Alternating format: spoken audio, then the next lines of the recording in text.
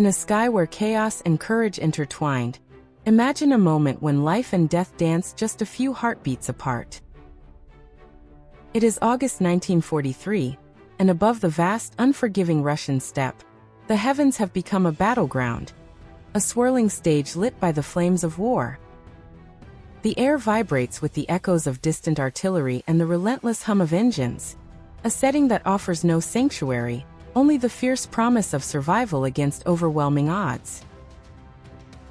Here, amid swirling tracer rounds and plumes of smoke, one young man's extraordinary tactics and unwavering resolve etched his name into history.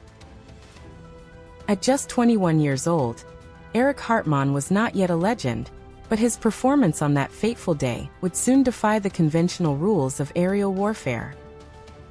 As the Battle of Kursk raged below, a maelstrom of burning tanks and shattered fortifications, Hartmann took to the skies in his trusty Messerschmitt Bf 109G6. The fighter, famously marked with a striking yellow nose, was a symbol of lethal precision and lethal intent. In a world where every second could mean the difference between life and oblivion, Hartmann's calm demeanor and razor-sharp instincts made him a beacon of resilience.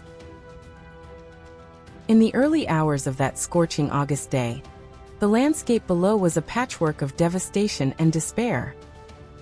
The Russian steppe was cloaked in a haze of smoke and fire, where mechanical roars and explosions provided the soundtrack of war. Against this portrait of relentless conflict, Hartmann's squadron, JG-52, was tasked with intercepting a sizable formation of Soviet Il-2 Sturmovik bombers. These ground attack aircraft, surrounded by nimble Yak-9 fighters, posed a daunting threat to the German forces. It was in this precarious theater of conflict that Hartmann's trademark blend of patience and audacity would be put to the ultimate test. As the young ace prepared to engage, he issued a measured command over the radio to his comrades. "Stay high. Wait for them to commit. Don't chase. Make them come to you." This simple directive encapsulated a battle-hardened philosophy, a belief that true mastery in the skies lay not in the reckless pursuit of the enemy but in the controlled, sniper-like precision of a well-timed strike. His words were more than tactical advice. They were a call for restraint in the midst of mayhem, a strategy forged in the crucible of countless missions. For Hartmann, every engagement was a calculated gamble. The Messerschmitt, with its elegant yet deadly design, was not merely an aircraft but an extension of its pilot's resolve. As he ascended into the bright glare of the afternoon sun, Hartmann's eyes locked onto a dark, tumultuous formation ahead. Dozens of Soviet aircraft, their metallic bodies reflecting a grim determination, moved like a swarm of locusts against the clear sky. Within minutes, the serene expanse turned into a deadly labyrinth of twisting metal and roaring engines. In the heart-pounding moments that followed, the rules of engagement were rewritten with each maneuver. As the Soviet Yak fighters appeared, the once calm sky exploded into a violent ballet of death. Tracer rounds blazed a fiery trail, and aircraft twisted and turned, locked in a deadly dance. Hartmann, ever the strategist, honed in on a solitary Sturmovik descending low over the battlefield. With deliberate precision, he inverted his fighter, following the enemy into a dive, closing in until he was a mere 70 meters away. In a burst of controlled aggression, 3 rounds found their mark, reducing the enemy plane to a trail of flame and debris, a single, decisive kill. But the calm of controlled warfare is often shattered by the unpredictable nature of combat. As Hartmann climbed back to higher altitudes, 2 Yak fighters sprang from above. Their sudden assault forced the young ace to twist his aircraft into a tight spiral, the rickety hum of the engine blending with the rhythmic beat of his own pulse. In that critical spiral of chaos, time seemed both to slow and accelerate. In a breathtaking moment of tactical brilliance, Hartmann managed to reposition himself behind one of the pursuing enemy fighters, releasing a single shot that shattered the Yak's canopy and sealed a second victory. The duel was far from over, yet each precise burst underscored his reputation as a pilot who preferred quality over quantity, a sniper in the sky, striking with surgical precision. Just when it seemed Hartmann could catch his breath, fate delivered its next cruel twist. The remainder of the Soviet escort, 5 in number, descended upon him with relentless determination. Outnumbered, isolated, and with communications silenced by enemy jamming, Hartmann found himself at a precipice, a lone warrior besieged in the vast emptiness of hostile airspace.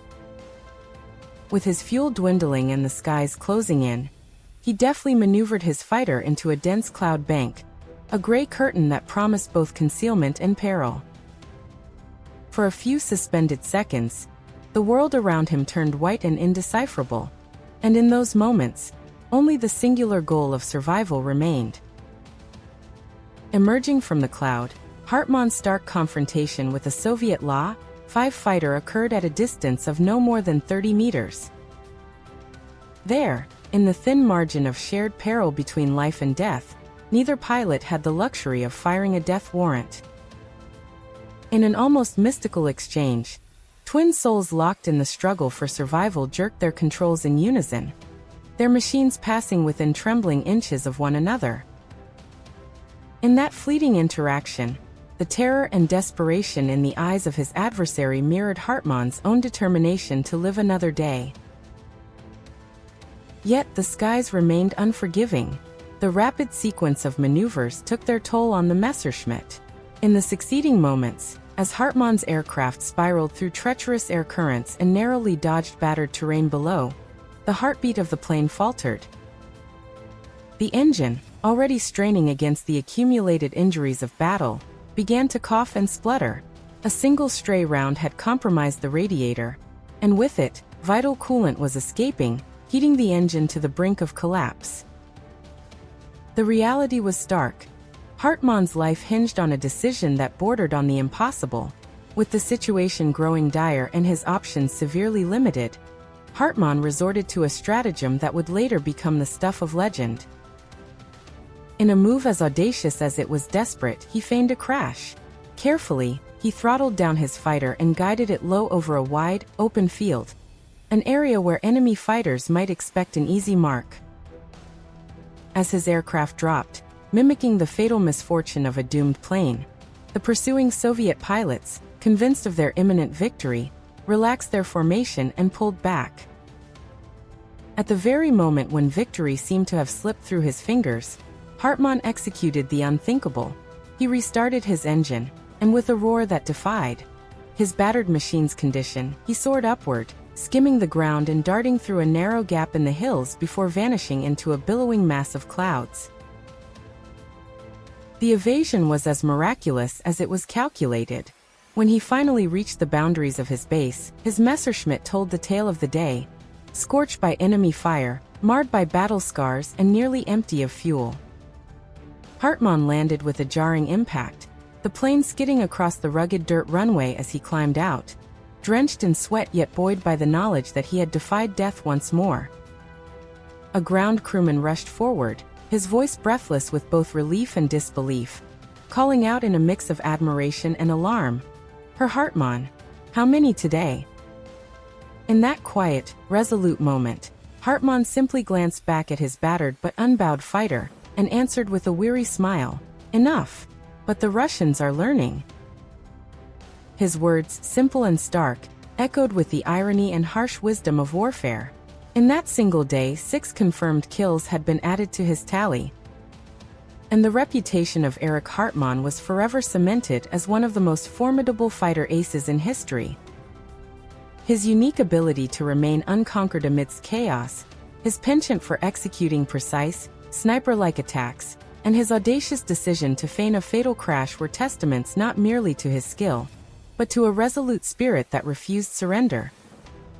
Over the course of his career, Hartmann would survive 1,404 combat missions, a testament to the indomitable resolve that saw him through 14 times when his plane was shot down or forced to land, and ultimately, to secure 352 aerial victories. Yet beyond the cold metrics and records, the true power of Hartmann's legacy lies in his own words. "I was not the best. I was just the one who stayed alive." This confession, rooted in the raw pragmatism of survival, speaks volumes about the nature of combat.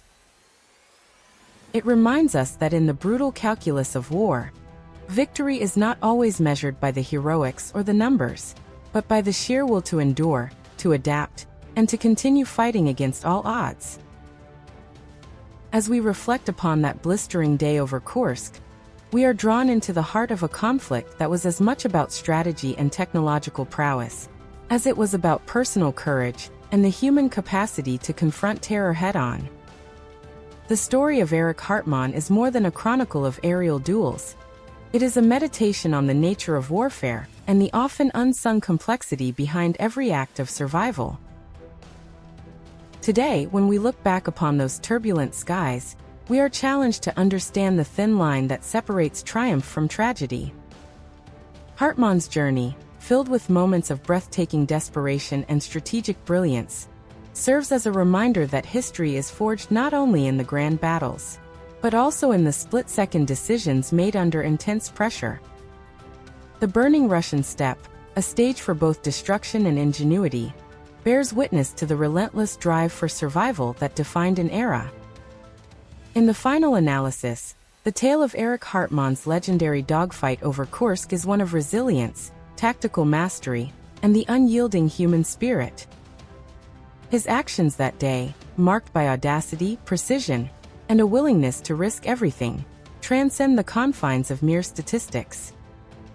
They speak to a broader truth about the nature of war, that often it is the quiet, calculated moments of decision, the silent pledge to live, that echo longest into the annals of history. As the sun sets on these archival memories, we find ourselves compelled to ask, what quality in each of us drives the desire to outlast, to outthink, and to ultimately survive when the odds seem insurmountable? Hartmann's life reminds us to embrace both the brilliance and the burdens of human endeavor. His legacy, cast in the fires of conflict and tempered by an unwavering resolve, continues to resonate, a call to appreciate the profound sacrifices made in the name of survival. Remember these moments when the sky was alight with danger and defiance, when every heartbeat was a testament to the extraordinary limits of human determination. In reflecting on this tale, carry forward the lesson etched in Hartmann's own measured words. Stay informed, stay passionate, and honor the enduring spirit of those who soared against the winds of fate. Discover more untold histories and heroic exploits, learn, reflect, and stay inspired.